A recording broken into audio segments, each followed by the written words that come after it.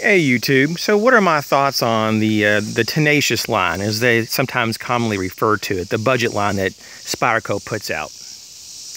Okay, this before us is the Tenacious, and I really do enjoy this knife. I like this quite a bit. This is the second largest in that series. The largest is the Resilience, it goes to the Tenacious, and then the Persistence and the Ambitious. The Resilience is quite a bit bigger, and it's at 5.1 ounces. This video is going to be about weights and what I think about them and the uses of the knives. At 5.1 ounces, the Resilience being just a bit bigger than this Tenacious, I have to say it's kind of heavy.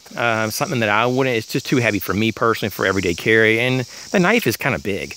They don't really make it, to my knowledge, in a full serrated blade, so I don't know what you would use it in terms of a self-defense blade. You could still use a plain edge, but this Tenacious though is also available in full spider edge, full serrations, and I think this would be a better option overall for a self-defense knife. And I do carry this one. This one's in a plain edge, but I have considered getting a fully serrated one just for self-defense. Now, with that being said, though, the standard Tenacious, the one before us, is 4.2 ounces. It's still kind of heavy.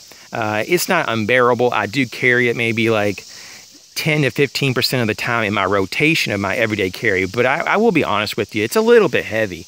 If you have a decent weight jeans, you don't really hardly feel it at all. But when you're wearing lighter weight, maybe sport pants or shorts, you can feel it.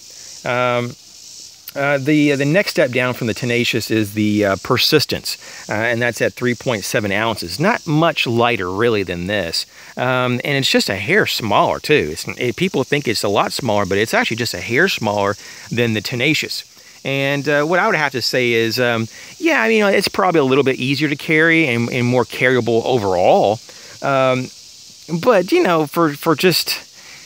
for everyday carry, though, it still is a little bit heavy, and I'm going to have to say I'm going to probably pass on that and go for other options, though, that are maybe half the weight and the same blade length, or at least, the same handle size.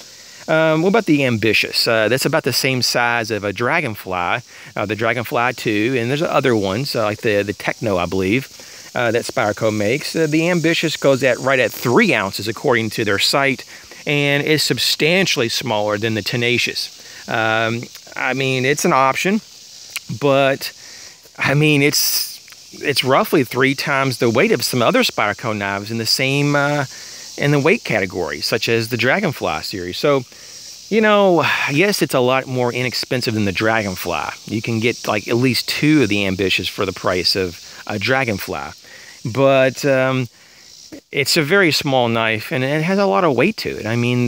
This particular Ambitious, even though I will agree it has different design and features and even some materials than maybe like the Delica or the Salt series, but it definitely has about 1 to 1.5 ounces more than those 2 knives, the Delica or the Salt one. So, and those are, quite a bit bigger, not like substantially bigger, but definitely bigger than the Ambitious. So in closing, I just want to say, are they kind of heavy? Yes. Are they worth it? Sure. They might be just a little bit expensive. Their retail is astronomical. I would never pay retail for them. But if you can get them between 40 to 50% off, well, sometimes you can see on Amazon they'll have those deep discounts. It's worth it.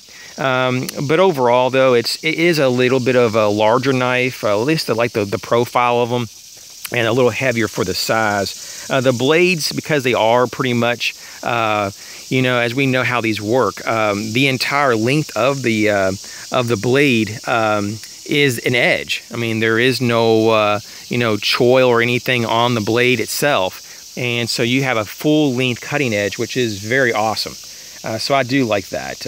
And for uses, yeah, I think that these make excellent utility cutting type of blades, and maybe just in that one instance, unless you go with the larger Resilience, the full, serrated version of the Spidey Edge or the Tenacious would be a good self-defense knife. But with that, though, that's what I would think about these knives and the HCR 13 MOV steel that Spyderco makes. They're definitely a budget and friendly type of knife for your wallet. And I would recommend these. Not like, you know, my most favorite knives in the world, but you do actually get quite a bit for your money. And I do find myself flipping this particular knife open quite a bit, and to my surprise, and actually liking it. I do have a little temptation to get the Persistence and maybe even get the Ambitious too, but I keep going back to, okay, they're heavier than some other options, and that's the only main reason that I kind of stop in my tracks. There's been a couple of times I've actually put it in my Amazon cart only to delete it once I remember and remind myself, okay, the Ambitious is a full 3 ounces, the Persistence 3.7. You know, you can get better options and even better blade steels. So just save a little bit more money and get something a little bit nicer. And you're going to probably want that and like that even more in the future, especially you won't have that buyer's regret. Thanks for watching the videos and all your comments. We'll catch you real soon.